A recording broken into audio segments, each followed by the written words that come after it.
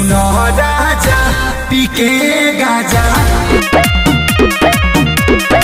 तू गड़िया चंचला हो सुना।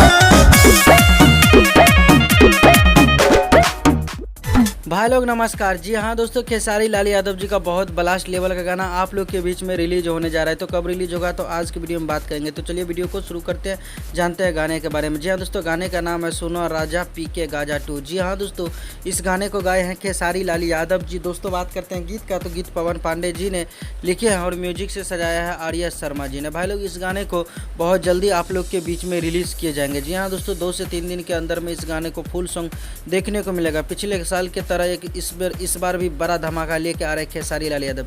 जी हाँ दोस्तों, पार्ट 2 का जो अभी तक आप लोग प्यार दे रहे हैं, जो पार्ट 1 आया था जो कि काफ़ी तहलका मचा दिए थे, इसी का पार्ट 2 आप लोग के बीच में आ रहा है, जिस गाने का नाम है सुनो राजा पी के गाजा पार्ट 2। तो तैयार रहिएगा दोस्तों, अंकिता फिल्म से इस गाने को बहुत जल्दी रिलीज़ किया जाएगा। फाइनल डेट वाले जो वीडियो है वो शाम में आप लोग को मिल जाएगा, रात में 9 बजे वाले वीडियो में। जी हाँ दोस्तों, तैयार रहिएगा, काफ़ी गजब का अपडेट आया है आप लोग के बीच में। मिलते हैं नए वीडियो के साथ, तब तक के लिए bye bye, take care, love you all, धन्यवाद दोस्तों।